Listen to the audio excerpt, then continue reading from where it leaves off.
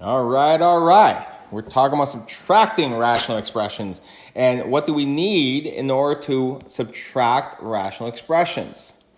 We need, to enlarge this page, we need common denominator, right?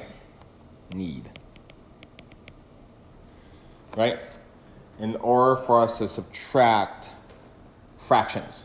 Subtracting rational expressions, which is basically saying subtracting fractions. Okay? So, why do we separate this into two separate lessons, the adding versus the subtracting? And when you see the example, you'll understand why. Because we actually want to make the subtraction an addition problem. So we're going to start right off with examples. Okay. So let's say I take this example here. I have a w minus 6 over w.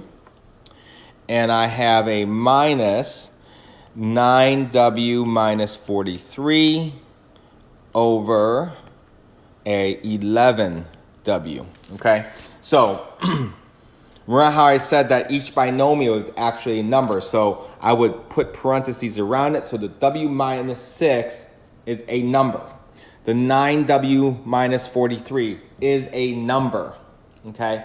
So given the fact that that binomial is a number, I should put parentheses around it so that I don't go and cancel something inside of that. All right?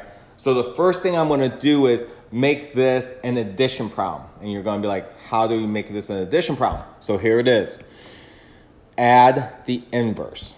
So let me rewrite this. So this is going to be a w minus 6 over w plus, and I'm going to distribute this negative through. So in other words, I'm going to flip all the signs in there, but I'm still going to keep in parentheses. So it's going to be a negative 9w plus a 43 over a 11w. So now everything is the same. So once I make an addition problem, everything else is the same. Okay? So I want to keep that in mind. Now, if you want to deal with that negative later on, you're welcome to do that. But I say that you should do this as your first step because then it's out of the way. It's done. You don't have to put it in the back of your mind or say, I got to remember to do that. This is now done. I don't have to worry about it anymore. Okay? Then I worry about, okay, so I break this down. This is W. Actually, you're going to be like, why did you move it down one?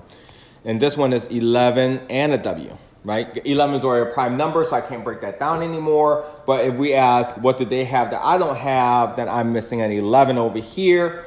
And when the blue asks, what does the green have that I don't have, it has everything. So the blue I actually don't have to touch. However, I do have to multiply this by 11. And that 11 has to be distributed. So then I have a 11w minus 66 over 11w plus a negative 9w plus 43 over 11w. Awesome. So the bottom I keep 11w. The top I can add or subtract. Now, since I already did the addition, now I can just add 11 and the negative w. 11w and minus the 9w, and I would get a 2w. I can take the negative 66 and add it to the 43, and I would get, what pen do I want to use? A negative 23. Okay? So again, this is still a brand new number. So I can't reduce anything as well, so that would be my answer. Okay? Let's try one more example. So let's say this example is 8v plus 6r over 7vr squared. And this is going to be a minus a 7v minus 2r over v squared r. Okay? So again, I'm going to change this to an addition problem. So first of all, I got this. Ooh, undo. First of all, I have this and this. I want to make this an addition problem. Boom, like that. So now I have a 8v plus 6r over 7vr squared plus, I'm going to flip the signs, over v squared r. Okay, so if I break this down, I have a 7 is already a prime, v, and r times r, where the blue has no number. I got v times v and r. So I asked myself, what does the blue have that I don't have? Well, they have 2 v's and I don't have 2 v's, but other than that, that's all I'm missing. And then the blue has to ask themselves, what does the green have that I don't have? Well, they have a 7 that I don't have, and they have an r that I don't have. Right? So if you look at the 2 bags right now, they both have a 7, they both have 2 v's, and they both have 2 r's. Awesome. So now I gotta multiply top and bottom by that missing piece. So I gotta multiply this by v, and this by v. Over here, I gotta multiply this by 7r, so I gotta multiply this by 7r. And yes, I have to distribute this in, okay? So, and I have to distribute this in as well, okay? So the top, the green side, or the first fraction is gonna say 8v squared plus 6vr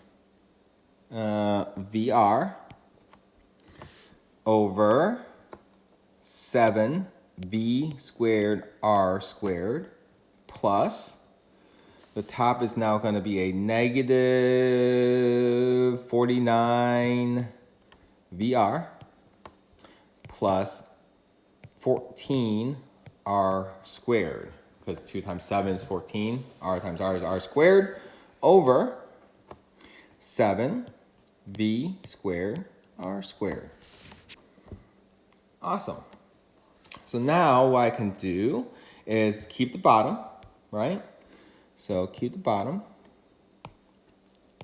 Let's make it look more professional. There we go. The bottom is going to be a 7v squared r squared. The top, do I have any like terms? I do. The 6vr and the negative 49vr. So I'm going to have a 8v squared minus a 43vr and plus 14r squared. And that, ladies and gentlemen, would be my answer. So that's about it. That's about all she wrote. All right, so next semester, you're gonna have to check to see if this right here is actually factorable, okay? Chances are it's not, but it could, okay?